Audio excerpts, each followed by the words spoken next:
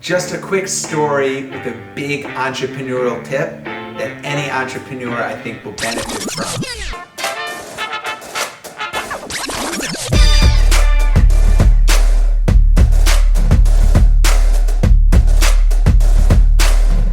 When you start out in business, the two things that I think are really critical are one, establishing credibility, like people want to buy or support something that's credible.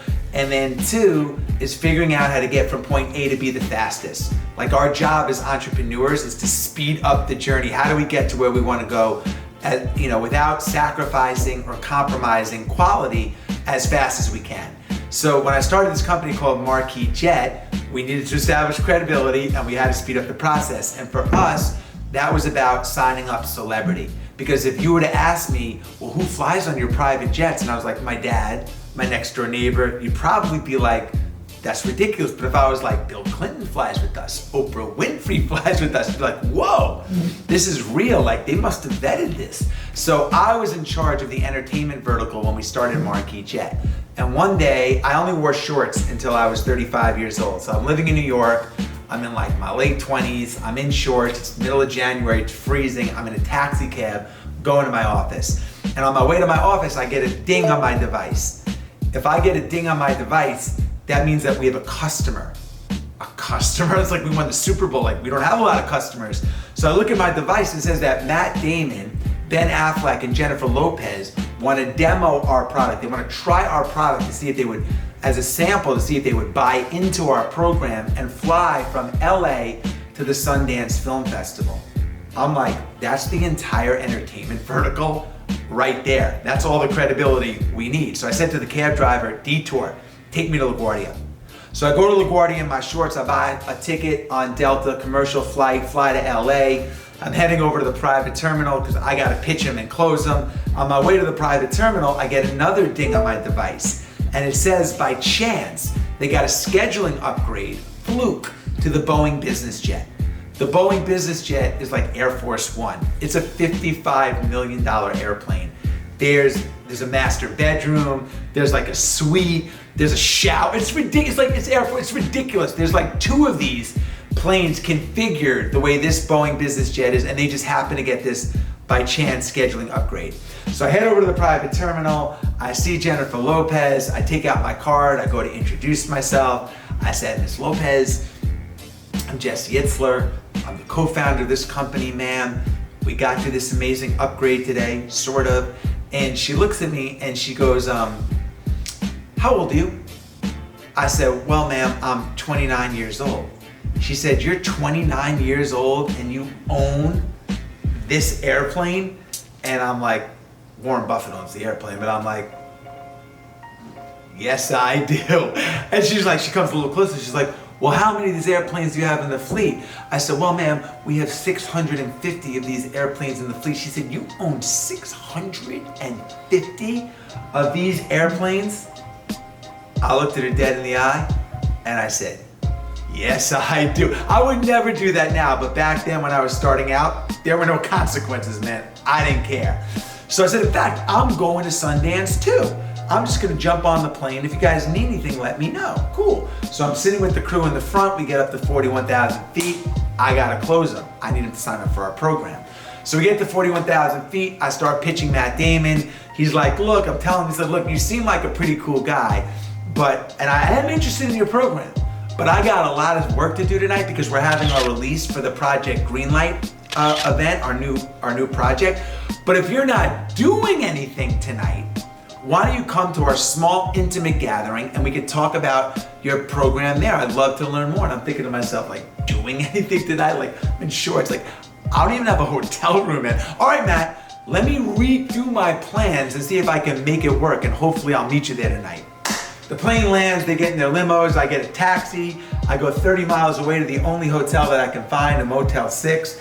I get an outfit that's not much fancier than this, and I head over to the intimate affair. Well, Matt, you're wrong.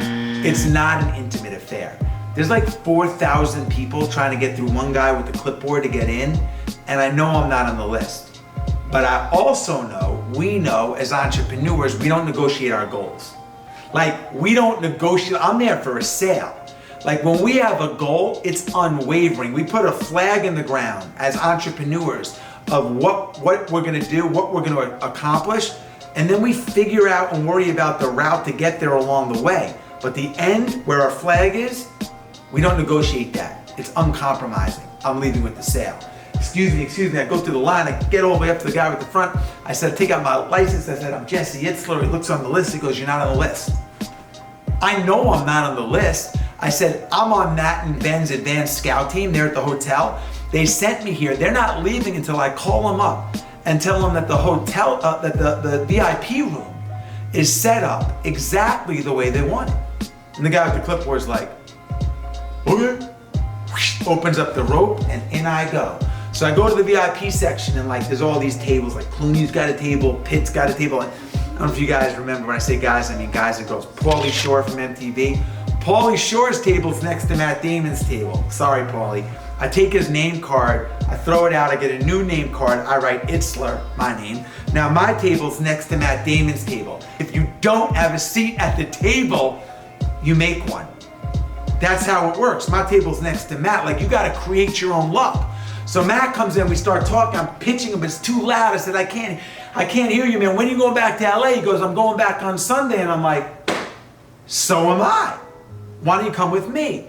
He's like, I said, yeah, I'll set it up with your assistant. So I leave and I call my partner. He's like, did you close them? I'm like, not exactly. I need a G4. He's like, a G4? That's our entire marketing spend for the whole year. Like we had to pay for our own flight time. I'm like, man, that's all the credibility we need for the rest of our career. And we go back and forth debating if we should risk our marketing money on this one airplane to potentially get this sale. And finally we agree and he puts all this pressure on my shoulders. All this pressure. Let me just explain one thing and make it very clear. Pressure is a privilege. Pressure is a privilege.